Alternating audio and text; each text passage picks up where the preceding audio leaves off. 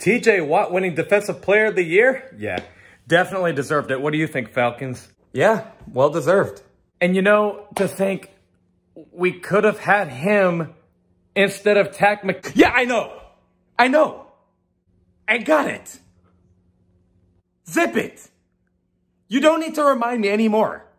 You could have had TJ Watt, Takk McKinley. Shut up!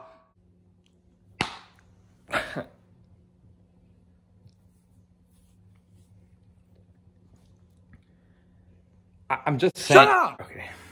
What's going on, my fellow Falcons fans? Welcome back to Rise Up Rundown, and if you're new here, welcome. So in this video, we're gonna go over something that will start out pretty depressing, and then afterwards it'll get pretty interesting, and that is, what should the Falcons do when Calvin Ridley leaves? Because I don't know about you, but I don't really think Calvin Ridley is going to stay with us for much longer. I mean, Arthur Blank in his interviews didn't sound all that confident that he would stay, and then they posted a video of the Falcons locker room showing everyone's locker, but Calvin Ridley's wasn't there.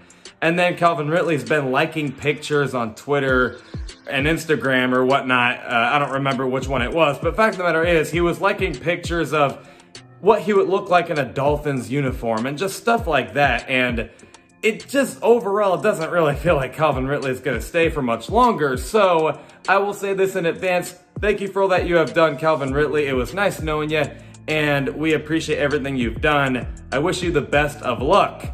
For the Falcons, this is going to get pretty interesting, and it actually might not be as tough it might not be that big of a deal as you might think, because losing Calvin Ridley is big, but there's an exciting solution that we could do.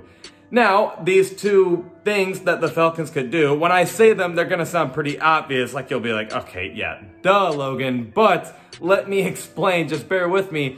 The first thing the Falcons need to do when Calvin Ridley is gone is get a wide receiver. I know, duh, yeah, no, we were just going to sit there and just never get another wide receiver again. Like, hear me out. We have to get a wide receiver for Calvin Ridley's replacement in free agency. Now, why do I say free agency? Because, yes, the Falcons, wide receiver is a big need. Not that the wide receiver core we have right now is terrible. Like, Olamide Zaccheaus and Russell Gage, they're flashy, but come on, don't kid yourself. We obviously know we could do a little better, especially that we have Kyle Pitts on the team. So we could do a little better than that. So why would I not get one in the draft? Because everyone's kind of saying that the Falcons have a chance of getting wide receiver in the first round of the draft. And I don't blame you. It is possible. And there are some good ones. But in a very loaded defensive draft, and the Falcons need help with that defense, I would spend the majority of the early rounds of the draft on defense. Because this is the best defensive draft I have ever seen, at least my lifetime watching football, and the Falcons kind of sort of need defense. We cannot do this to ourselves anymore, where in the first round, it seems like we always went offensive. Like, we went Kyle Pitts, and, you know, great pick, he is helping us, but our defense is still trash. And then Calvin Ridley, yeah, that was a good pick, he did good, but defense was still trash. The offensive linemen, Chris Lindstrom and Caleb McGarry, say what you will about Caleb McGarry, I guess, but they were solid picks, but didn't help our defense. Like, eventually we kind of have to help our defense. So we really have to go defense in the early rounds of the draft if we really want to finally get this defense that we have been wanting for ages.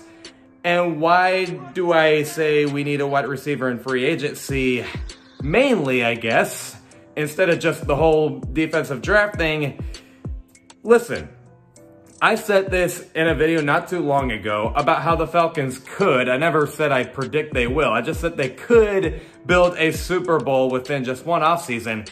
Let's be real, building a Super Bowl team nowadays is not like how it used to be, where it's all conservative, like, oh, they draft for years and years and they develop these players and finally over time they're good. No, like, we are literally seeing the Buccaneers spend what felt like every dime they had on Tom Brady and Rob Gronkowski, Antonio Brown and Leonard Fournette, and they won a Super Bowl. And then the Rams, it felt like they spent every dime they had on Matt Stafford and Odell Beckham and Von Miller, and now they have a chance to win the Super Bowl. And even other teams, like, you know, credit where it's due, when Drew Brees and Sean Payton were in 2017 through 2020 with the Saints, they spent a lot of their money, and they, to be fair, did build a pretty good team that I guess, you know, surprisingly didn't win a Super Bowl, but, you know, we're not ungrateful for that or anything. It's just, you know, they were pretty good. And the Cardinals, they have a little bit of work to do, but hey, spending some money on DeAndre Hopkins and JJ Watt, it is helping them. So what I'm trying to say is, building a Super Bowl team nowadays, you need to be a little aggressive. And I don't care what you say, cap space is a myth. We have money. Stop acting like we don't. We can get someone like Devontae Adams. We can get someone like Chris Godwin, Allen Robinson. He would probably be a good fit for us. I don't know. But fact of the matter is, if you only want to spend the little money that we have on just one big free agent, then why not do it on wide receiver? Because, I mean, we already got Kyle Pitts. We already probably look like we're going to keep Cordero Patterson. Just get another great wide receiver to help Matt Ryan, and then the offense should be at least good, and then you can use the draft to help build the defense. Am I making any sense? Just get a great player, and then not even just would it help the team in general, but it would also attract other free agents and other players out there in the league, like, oh, yeah, they got Devontae Adams, or they got Chris Godwin, whatever, and they have Kyle Pitts and Arthur Smith, the great mastermind. Like, we should go to Atlanta. Like, it just builds this winning culture that I think Arthur Smith is already bringing in anyway, so why not expand upon it? Am I making any sense whatsoever? Please stop acting like we don't have money. We do. Get aggressive and get a big wide receiver in free agency. I'm so tired of being conservative where it's like we get players that maybe could work out, maybe we don't. Like, oh, I mean, Mike Davis, like, you know, he's an Atlanta guy. He maybe could work out for us.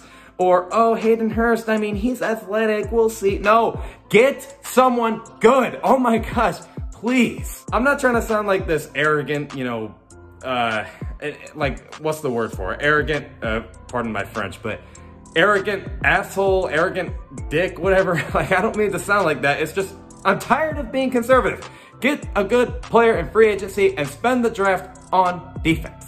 That's all I'm saying. And then the second thing, it sounds obvious, but you have to really understand Arthur Smith's playbook, because when he was in Tennessee, he was a legitimate offensive mastermind, and I expect him to get even better now that he has a little bit of experience as a head coach. Last year, it was like, okay, he needs to get a little bit of experience at head coach. Well, now that that's done, I expect him to get better and better, so you have got to bring in someone and really expand upon that great offense that helped players like Ryan Tannehill, of all players. He's not that bad, by the way, but you get the idea. Like, you know, he's a quarterback to where we thought it wasn't going to work out, but it did, is all I'm saying. Arthur Smith is an offensive mastermind. You have got to learn that playbook because it could really work out. So get a really good player and study Arthur Smith's playbook. And that's all I got. Let me know what you guys think in the comments below. Other than that, I will see you guys with a video this Tuesday at 11 o'clock a.m. Eastern. Love and appreciate y'all for the support. And as always, rise up.